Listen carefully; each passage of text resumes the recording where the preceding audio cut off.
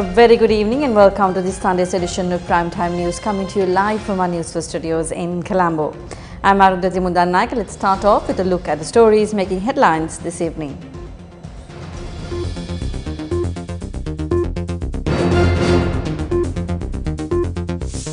Three people drowned during the past 24 hours. One person reported missing. Foreign ministers of Russia and China, along with the US Principal Deputy Assistant Secretary Alice G. Wells, to arrive in Sri Lanka. Three suspects arrested with over 1 kilogram of heroin in Dematagoda. Acid attack in Bulatkahupitiya leaves 6 people in hospital. Veteran artist Dr. Charlatan Watson passes away.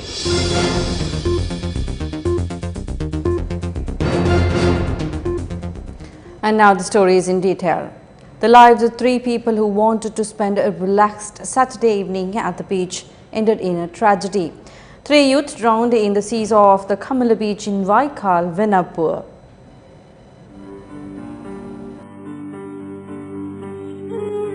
"17-year-old Kavisha Seumini visited the Vaikali Camela beach in Venapur last evening along with a few of her relatives. However, in a few short minutes, tragedy struck.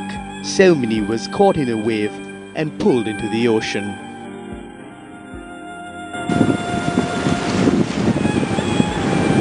නිකන් අපි ඉන්නේ ඉඳ ආව පොඩි කට්ටියට මුහුද පෙන්නන්න. යාර ළමයා තමයි මේ ගියලින් එයාව රැල්ලට ඇදගෙන යනකොට තමයි ළමයි දෙන්න පැන්නේ ගන්න. 14-year-old Nadira Daham Gimsara and 21-year-old Heshan Chamara attempted to save Seumini. Kavisha Seumini was brought to the shore by a group of area residents.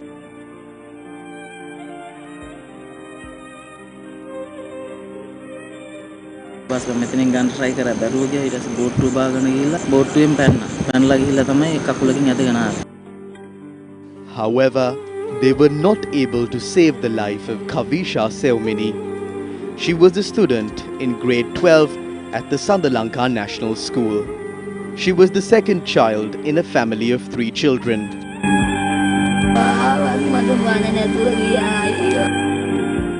14-year-old Nadira Daham Tisera, a student of grade 10 at the Vacancy Mahavidyalaya in Dankotua, who attempted to save Seumini, also drowned. He was the eldest in a family of 2 children. The body of 21-year-old Heshan Chamara Tisera, who also attempted to save Seumini, was found this morning. These 3 lives are not the only ones that have been lost at the Camela beach. This signboard has also been erected at the site to warn people of the danger in the area.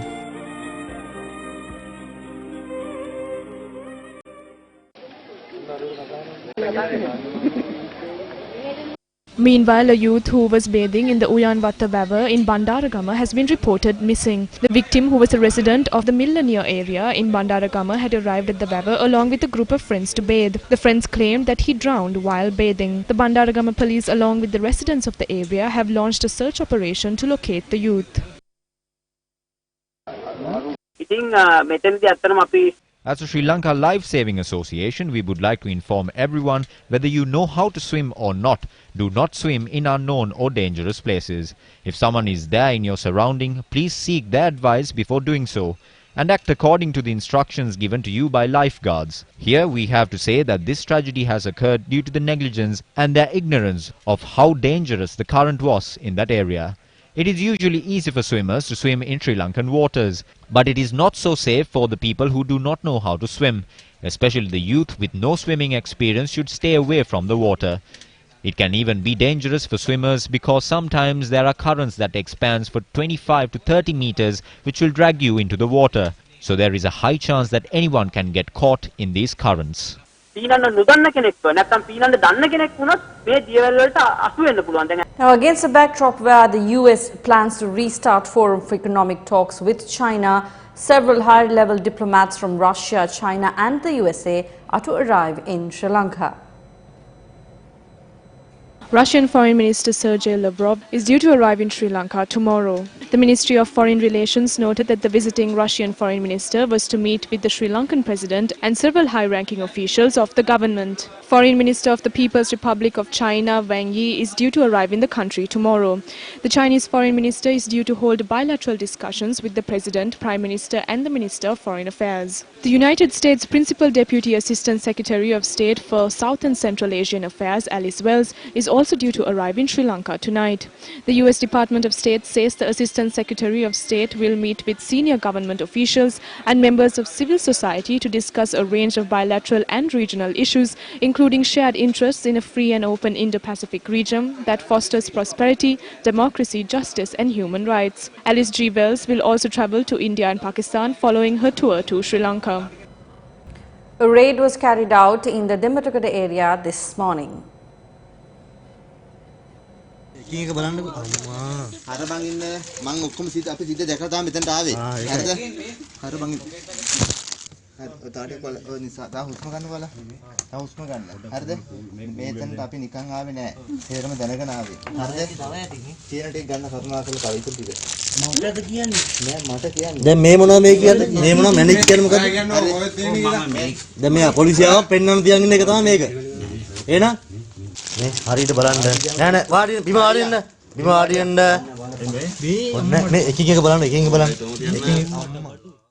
Three suspects were arrested during the operation carried out in Dematagoda.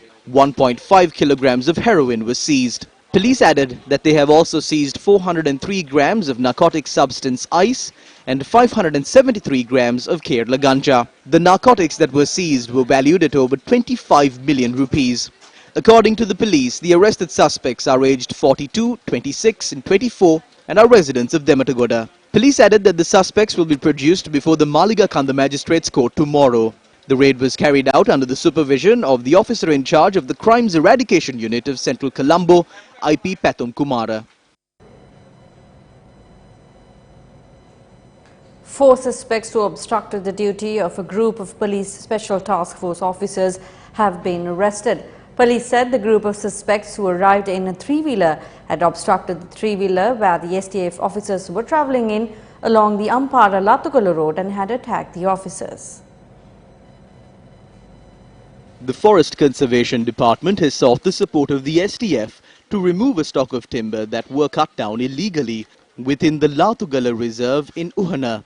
Accordingly, the 4 SDF members were travelling in the 3-wheeler, providing security to the stock of timber when the suspects in question had attacked the officers and damaged their 3-wheeler. According to our correspondent, one of the officers had sustained minor injuries from the incident, and the suspects had also attempted to snatch a firearm belonging to the SDF officers. The 4 suspects have been arrested by police. An army soldier on leave and a retired disabled soldier were among the suspects. The 3-wheeler that the suspects were travelling in was also taken into custody by the police. News First reported on several occasions about the various raids carried out by the SDF against the illegal timber rackets that are being carried out within the Lattukala Reserve. Minister of Higher Education Dr. Bandalgun Wardana says that measures will be taken to repatriate the remains of the 3 students who were killed in a fire at a university in Azerbaijan, with the government bearing the expenses. The Minister of Higher Education today arrived at the residence of the 2 sisters who died in the accident in Bokundura, Piliyandala.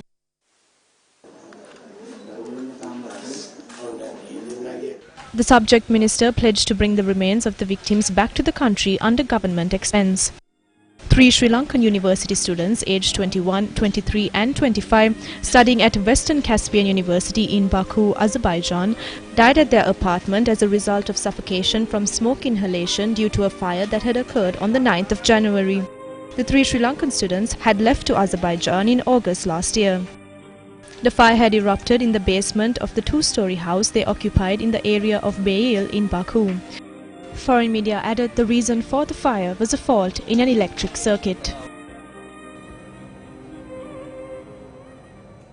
8 people have been admitted to the Kegol General Hospital following a dispute that erupted in the Vavela Hatanav area in Kegol. 6 of them were admitted to hospital due to injuries caused by an acid attack. At around 9 p.m. last night in Morontota Kegol, a clash broke out between two people near a house. Our correspondent said that the clash had escalated when a person assaulted a 22-year-old youth in another house. The friends of the youth who was assaulted had gone to the house of the youth and had thrown acid to the person who assaulted the 22-year-old youth. The victims of the acid attack were residents of Vavala, aged 53, and 6 youths aged 31 to 20. 6 people who suffered injuries from the acid attack and 2 more people who suffered injuries following the dispute are currently receiving treatment at the Kegol General Hospital. According to hospital officials, 2 people have lost their sight due to the acid attack. 1 individual has surrendered over to the police over the incident, and according to the police, the main suspect has fled the area. A pregnant mother had died of fever after she was admitted to the Kenya-based hospital in Trincomalee. Doctors had attempted to save her baby, however, they have been unsuccessful. The mother was admitted to the Kenya-based hospital for a few days when she was suffering with fever. She was transferred to the Trincomalee-based hospital for further treatment where she passed away. 21-year-old Fatima Mizmia, a resident of Manchole, passed away after doctors failed to save her 7-month-old fetus. By the 12th of this year, 56 incidents have been reported. A pregnant mother who was transferred yesterday to the Trincomalee hospital passed away. Our aim is to prevent dengue. We must personally work to eradicate the spread of dengue. I would like to say at this point that dengue can be prevented if we all work towards it. Hospitals overwhelmed with people. The number of patients rising daily. Death toll on the rise. Symptoms of dengue: fever, muscle pain, headache, vomiting. How to prevent dengue: use mosquito nets and apply mosquito repellent. Avoid places with a high density of mosquitoes. Destroy mosquito breeding places. Consult a doctor. Veteran award-winning artist Dr. Charlatan Watson passed away in Colombo midnight last night. He was 71 years old at the time of his demise. This is a look back at his illustrious career by Newsfirst.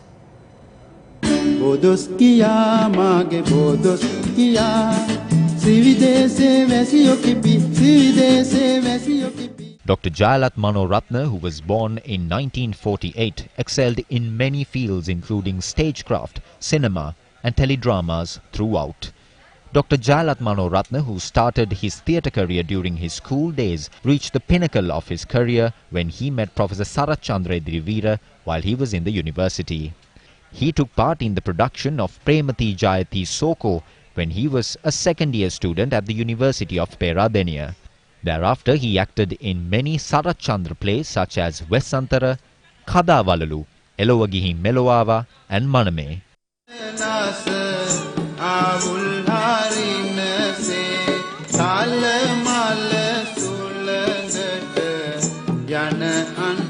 His first directorial debut was the play Mahagirinamba. Thereafter, he produced and directed many plays in Sri Lanka that became milestones in the Sri Lankan theatre industry. Andarela, Gurutaruwa, Talamala Pipila, Putra Samagama, Socrates have been regarded as great pieces that was dedicated to the Sri Lankan theatre industry by many. He starred in many iconic roles on the silver screen as well.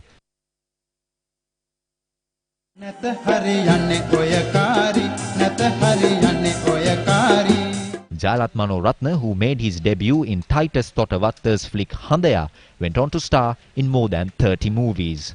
His performance in more recent films such as Goal and A-Level were few of his last performances.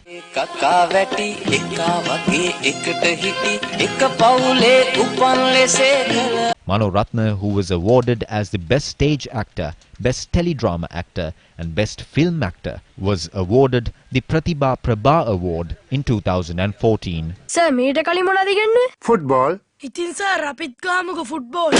The remains of Charlatan Watson, who left us with many memorable moments on screen and on stage, lies at number 18 Abe Ratna Road in Ratnarama, Boralasgamua. The final rites of this veteran artist are to be carried out on Wednesday.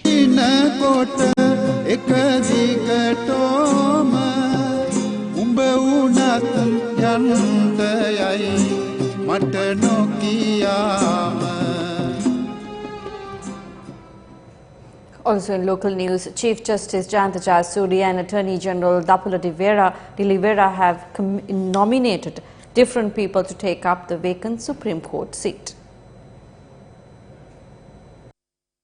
According to the Sunday Times, Chief Justice Jayanta Jayasuriya and Attorney General Dapula de Oliveira have recommended two separate people to sit on a vacant Supreme Court seat amidst a judicial service inquiry into taped conversations between judges and an MP and a string of commissions of inquiry into alleged misdeeds of the former government. The President of the Court of Appeal has been nominated by the Chief Justice to fill the vacancy created in the Supreme Court by the sudden demise of Justice Prasanna Jayawardena, while the Additional Deputy Solicitor General and Bribery Commission Director General has been nominated by the Attorney General.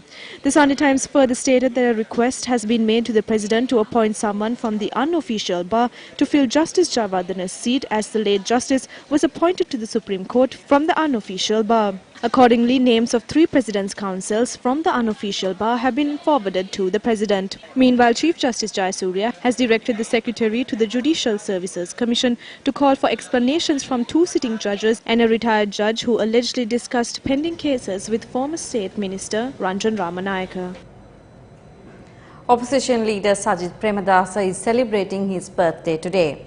While wishing happy birthday on behalf of the Newsfirst team, we would now like to direct your attention to a statement made by the opposition leader in Piliyandala.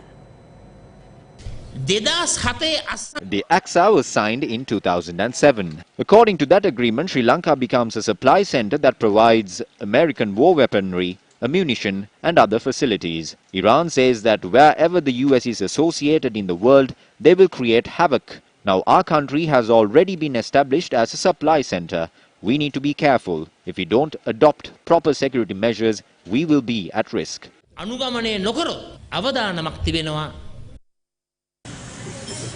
Meanwhile, an alms giving was held in Kirindivella in memory of late former Minister Sarath Chandra Rajakaruna.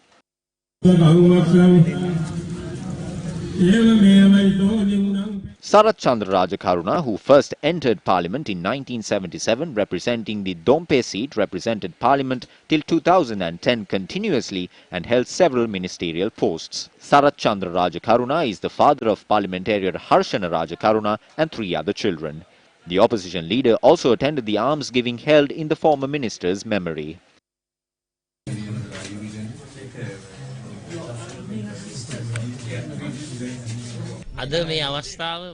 I attended this alms giving that was organized to invoke blessings on Sarath Chandra Rajakaruna. I think it is not nice to question on other matters at this occasion. Mahinda Rajapaksa මහතා පින්කම් වලදී තමයි ගොඩක්ම දේශපාලනය කරේ පන්සල් වල පින්කම් වල අපේ ඇඟිලි පහ වෙනස්. UNP MP SM Marika is also celebrating his birthday today. While extending warm wishes to him, we would now like to direct your attention to a revelation he made. The MP revealed about a plan to lease out yet another valuable land in Colombo for 99 years. He expressed these views during a media briefing at the opposition leader's office. We have received new information. A 6-acre plot of land near Lake House is to be leased out to a Hong Kong-based company for 99 years. Is this another way of selling off the country?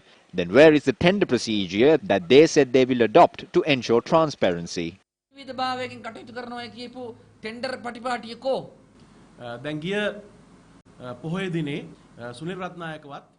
Now we have got information that the government has taken measures to release 34 members of the intelligence and Sunil Ratnayaka as mentioned during the election campaign of Gotabaya Rajapaksa. That is a trait of a leader who walks the talk. Therefore, I would like to extend my gratitude to President Gotabaya Rajapaksa and Minister of Justice Nimal Siripala de Silva for taking this decision.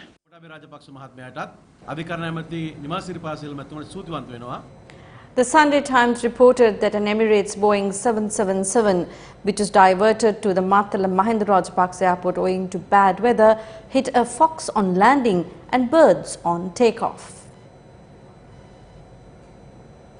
According to the report, the Emirates flight EK652 arrived from Dubai via Malé around 6:57 p.m. Upon landing, it ran into a fox. The aircraft was examined by the maintenance crew of Sri Lankan and cleared to take off to Bandaranaike International Airport after the weather settled.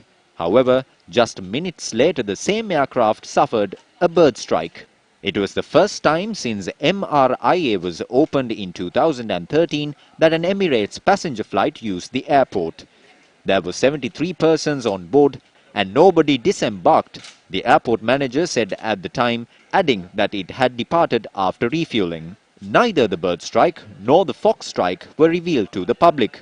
The Civil Aviation Authority of Sri Lanka confirmed the incidents and said that the aircraft had not been damaged. Pilots have, however, expressed the concern previously at the prevalence of wildlife at the barely used MRIA, which was built on land cleared of jungle that was the home of elephants and other animals. According to the report, the Matala International Airport no longer takes scheduled flights.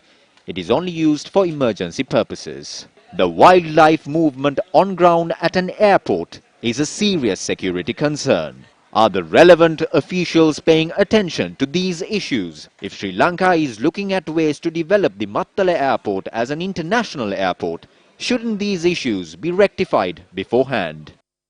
And with that, we wrap up tonight's edition of Primetime News. Thank you very much for joining us. Good night.